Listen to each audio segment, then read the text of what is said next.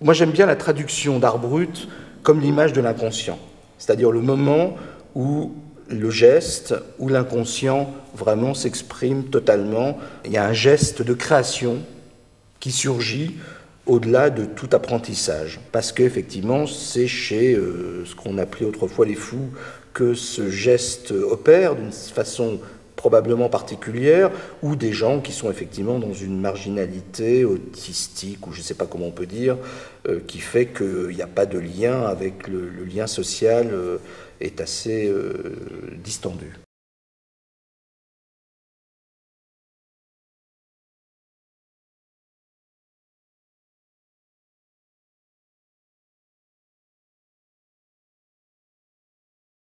L'histoire de Creative Growth a commencé dans les années 70 et c'était pendant la période dans la Californie où ils appelaient ça de deinstitutionalization, donc c'était quand les hôpitaux psychiatriques commençaient à lâcher, entre guillemets, des patients qui étaient jusqu'à priori internés dans des hôpitaux et qui n'avaient pas vraiment besoin d'être dans cette structure-là, qui pouvaient être librement dans la société. Donc ils se sont dit, bon, on va ouvrir notre maison.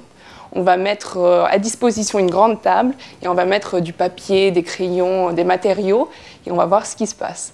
Et de ce test-là, de ce couple, 35 ans plus tard, maintenant on accueille 160 artistes au centre et c'est donc un grand hangar où on a plein de tables et on a des stations différentes pour que les artistes puissent se trouver leur voie artistique. Et donc l'histoire particulière de Judith Scott, c'est vraiment c'est notre artiste typique dans le sens où elle personnifie exactement ce que le centre essaye de faire avec chaque artiste. Donc voilà, elle est arrivée au centre à l'âge de 44 ans.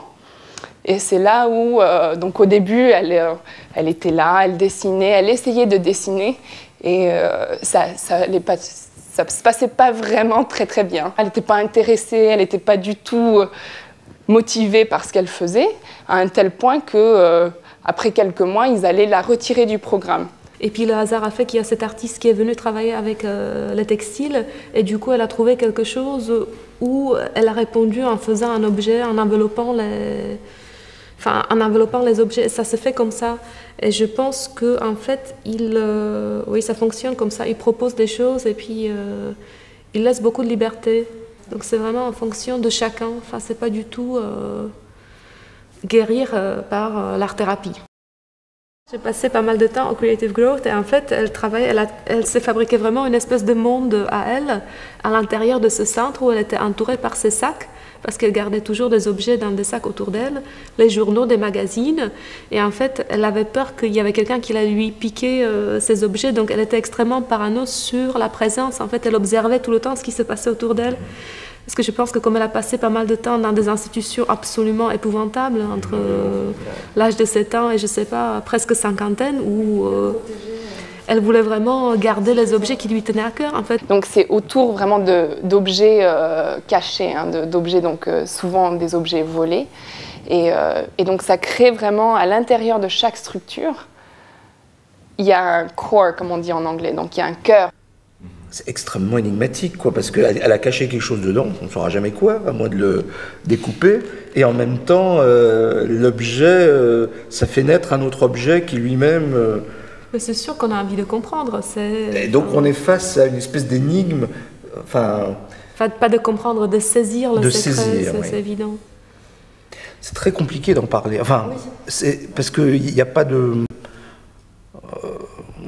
on peut rien déduire de définitif, quoi, parce que c'est vrai qu'elle cache, de temps en temps elle révèle, elle protège.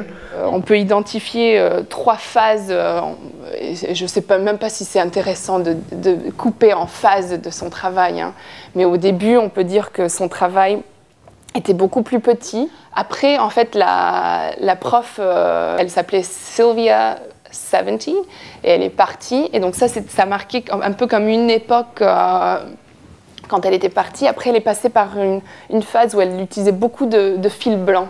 Donc il y a toute une série de sculptures avec du fil blanc, et après il y a eu un autre homme qui est arrivé, Elliot, il s'appelait Mr. Elliot, et puis là, tout d'un coup, on voit, c'est là où on voit, elle est passée par une période où il y avait beaucoup de prose, de sculptures très très fines, en longueur, voilà, et puis on peut voir, et à la fin de sa carrière, c'est là où elle pouvait pas s'arrêter.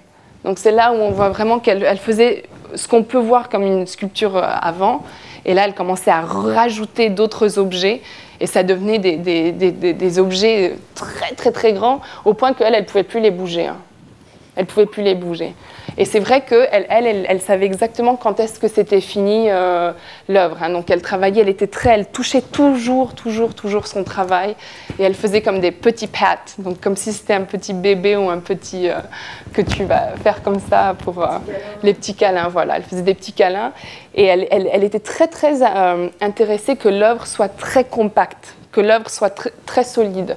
Donc elle voulait vraiment qu'elle serrait bien, elle touchait pour s'assurer que rien ne bouge et que ces objets cachés restent toujours dans le nucléus de son travail. Elle avait vraiment un rapport physique comme ça souvent c'est... Enfin, y a le côté organique qu'on ressent, c'est vraiment parce que je trouve qu'il y a quelque chose du corps de l'artiste. Et là, pour le coup, je ne pense pas que ça soit conceptuel, c'est vraiment organique. Il y a des gens qui mettent la salive, il y a des gens qui vraiment ont un rapport très fort par rapport à l'œuvre, où ils vivent dedans. Donc on n'est pas du tout dans l'intellect, après ça on peut l'intellectualiser, on peut l'analyser, on peut y réfléchir, mais je pense qu'il y a un lien extrêmement affectif, mais oui, au père, à la mère. C'est pour ça que Judith Scott est touchante, parce qu'il y a un côté évidemment maternel. Bon, elle est dans les formes, les cavités, etc., etc.